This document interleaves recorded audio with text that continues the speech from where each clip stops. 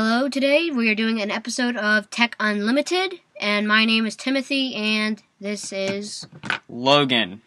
Today we are going to do 20 minutes of Tech Unlimited, and we're going to go over all the tech subjects of the week. And if the microphone in this computer is powerful enough, you might hear an alarm. Yeah. And we're going to go over subjects. I'll do subject, and then Logan will do subject, and I'll do subject. And if I feel it necessary, I'll input my thought. And if he feels necessary, he'll do the same. Yeah. So my first subject is Grand Theft Auto 5. Just came out about a week or two ago, and it's the booming video game for this month. And just for this time period right now, it's just the top game, most crucifying game, and everything else. So, what they did was, from San Andreas to 4, it was a huge disappointment, because in San Andreas, I mean, you had bad graphics, but you could do a lot more. You could do more stuff, you could get jets, you could get planes, you could get helicopters, you could get jetpacks, you could get all kinds of cool cheats for it. But then when 4 came out, it's just, all they brought was, I'll give them this, very good graphics from upgrading from San Andreas to 4, but it was just a down, disappointing game, because San Andreas you could do, take this for instance, you could get jets, you could get planes, and you could get all this stuff.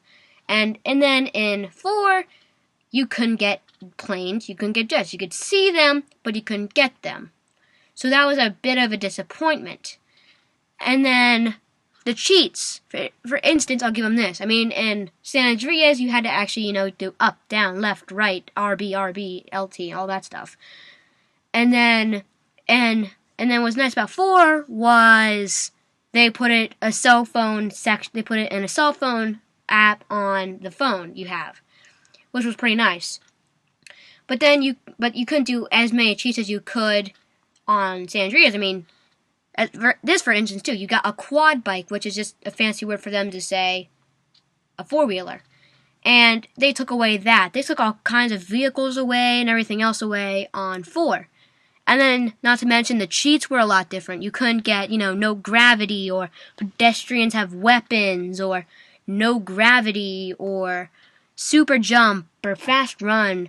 And in San Andreas, you could get to go underwater and to do all that kind of stuff. And then in 4, you couldn't do any of that either. I mean, in Grand Theft Auto 4, I don't think I said this, but you could get jets in San Andreas and planes in San Andreas. And then in 4, they got rid of that, but all you could actually fly from then on was 2 kind of helicopters, an Annihilator and a Buzzard. So I think I forgot to say that, but it's in now. So, again, from 4 to 5 is a huge improvement. I mean, you went from 4, you were in Liberty City, now you're in Vinewood again. It is San Andreas, better graphics, and you can do a lot more. I mean, in 4, now I'm going to do 4 compared to 5. In 4, you couldn't get attachments for weapons or anything. I mean, the only thing you could really do is get guns, and you couldn't really buy anything like attachments. I mean, now you can get silencers, flashlights, and extended mags, and you can buy tints too, which is, you can get an army tint or an LSPD tint or a black tint, which is pretty nice. And a really better thing about this is, instead of having to go to like a store underground for guns now, you can actually just go to an ammunition, is what they call it there. And if you guys haven't played Grand Theft Auto, they call it ammunition stores. And now you can just go there, and you can get a lot better stuff there for cheaper prices. I think in 4, you paid about $500 for one grenade. Now it's like $150 per grenade. And another thing, in the last one, there was no such thing as a tear gas. In that one, you couldn't do any tear gas things, throwing, or anything else. Now you can do that, and in there, you couldn't rob gas stations. The only thing you did robbing-wise was a mission where you robbed a bank, and that was about it. And here, you rob 2, 3, or probably even more than that. You pull off more heists, and you can rob some gas stations. And it had trucks in Grand Theft Auto 4, but in GTA 5, they have trucks too, but in 4 you couldn't pick up trailers or you couldn't get any boats or anything like that. You didn't have your own marina or nothing. But now on 5, you can, get boats with trailers, you can get all kinds of stuff. And instead of being in Liberty City where like almost everyone has like a rich part of it besides like beach or I forget what it's called. Broker, that's what it's called, Broker. And besides that, that's like the only poor spot of it. And in Grand Theft Auto 5, you have like a desert scene where you can just tell they're a bit more poor. And then there's Vinewood, the huge city where there's luxurious sports cars everywhere.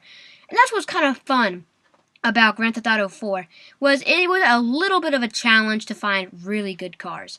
In 5, they made it plain easy, but they made up for it with the cars, whereas in last time you would go to like a paint and spray where they restored every part in the car.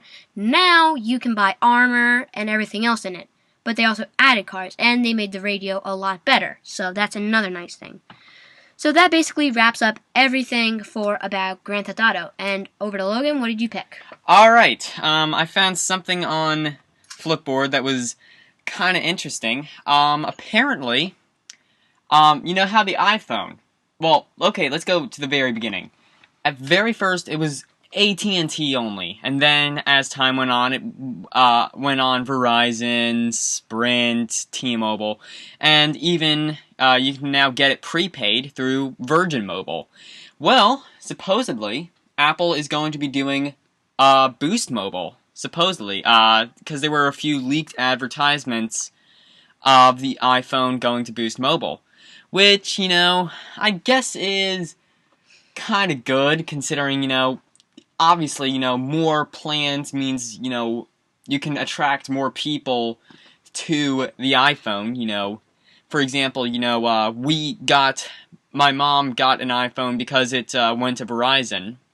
And, I'm sure a lot of people got iPhones because, it went to Sprint and T-Mobile, so, you don't have to switch carriers. And I'm just going to put something in real quick in this matter about Verizon and AT&T. If you ever realize this, Verizon is more of a Droid carrier as much iPhones. Every time my dad went to get a new phone at Verizon, the iPhone was really never in. But then at Apple, at AT&T, they are more of supporting iPhone than they are more Android. I mean, they support Android, just they don't support it as much as they do iPhone. So that's just what I was going to put input. Alright. But, yeah, I think it could really be good. I'm not sure how good Boost Mobile is. I don't know how much it costs. How much it costs for 30 minutes or 60 minutes or something like that. However much it is, but if people are buying prepaid for the iPhone, I think it will be pretty good because you can buy from a company that you're already familiar with. And, this will be going to the 5S and the 5C, which is really nice. Now over to Tim. Yes, now what I'm going to do is a Microsoft thing. What I'm going to talk about is, this is basically just showing you guys how desperate Microsoft is actually going to be soon. What they're doing is, give them an iPad, and you get $200 off a Surface. And in my opinion, that is also a bad deal, because not only are Surfaces, they're okay, but iPad, in my opinion, can do more, runs more fluently, and it just doesn't suck. And I don't know if you guys heard, but the Surface was the flop of the year. And it just kind of shows, my opinion, how desperate Microsoft actually can be right now. So that's just what I'm saying. Well, actually, first of all, I would like to give my input on that. And second of all, I would like to actually kind of transition over to that. Because, well, I'll get into that later. But first of all, I actually did a tech time on that. If you don't know what tech time is, it's a thing I do on my YouTube channel. Go check it out, Aldina Productions. But I actually did my input on that. And I definitely understand what Tim is saying. Definitely a degree of just desperation. But also, I think this is actually kind of a good thing, because let's say you do want a Surface over an iPad, and I can definitely see that, especially considering, the Surface can do more. It has the live tiles, it has the kickstand, it has a physical keyboard that you don't have to pay $60 to get a different attachment for. Okay. But yeah, I do believe the Surface, I'm going to say it's the superior thing, but at the same time, the app selection is still a bit poor, especially if you're using the RT version of the Surface. But the thing I like about this is not only is it kind of good for the environment, because, I'd say that. I don't really know what Microsoft is doing with the iPads. I don't know if they're going to recycle them and use them, the aluminum or something for other products, or if they're going to just, put them in a garbage or, put them in a landfill somewhere. I don't know, maybe they'll resell them for profit. But all the same, I do think this is kind of a good idea. Because, and I think other companies should try and do this. Because, I don't like my product that I paid $400, $500, upwards of almost $1,000 for. I want to, change it. I would rather have a different product. But, yeah, I think, but the problem is, and I stressed this in my Tech Time thing, I don't think it really ended, I don't think it really, I don't think it was really executed well.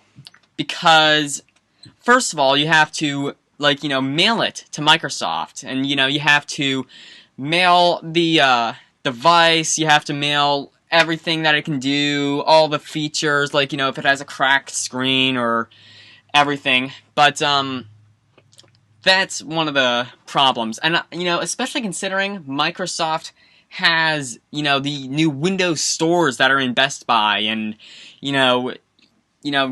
I'd say, just take your iPad or your Android device to a Best Buy, and they could contact maybe, Microsoft HQ, and they could give you a rough estimate as to how much they'll give you for your iPad. And it's not only iPads, actually. It's iPads, iPhones, Android phones and tablets, and BlackBerry phones and tablets. So yeah, but they probably won't accept the BlackBerry because it sucks. Yeah, well, no, they do. They do. I hate BlackBerry. Yeah. I don't know. That's actually kind of a different story for a different time. My opinion on BlackBerry. But the thing I wanted to transition to is the Surface 2.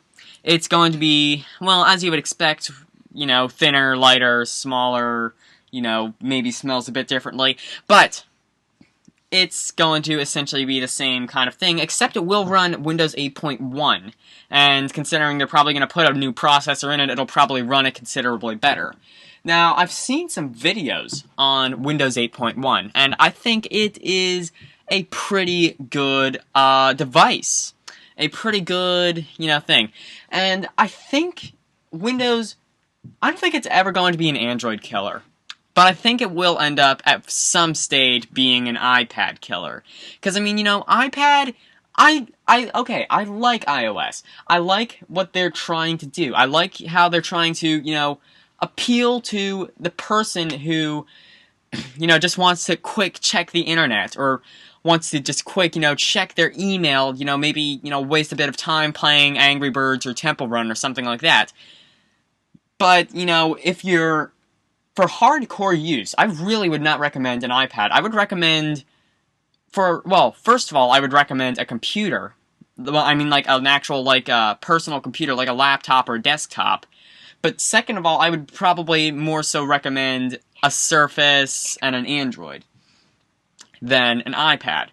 So, that's the entire thing. Let's go over to Tim.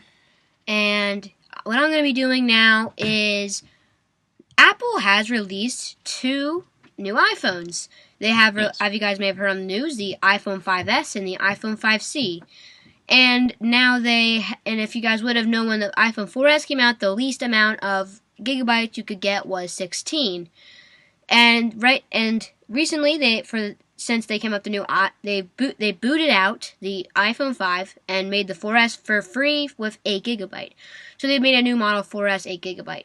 And this kind of doesn't affect me because I'm getting a 4S soon. Just putting it out there, I'm getting a 4S soon. But it's gonna be 32 GB. I don't know. I don't want 8 again. But anyway, what I'm saying is on the iPhone 5C they put an A6 Retina 3.5, I believe, and then it's made of plastic. It has that same rounded thing as the iPhone 3GS, and it is, you would expect it to be very, not durable or just, break easily. But that thing, the one guy put it in boiling water for something like 40 seconds. And I don't know, but that's just pretty extreme. And it actually worked in that 40 seconds. Worked to an extent.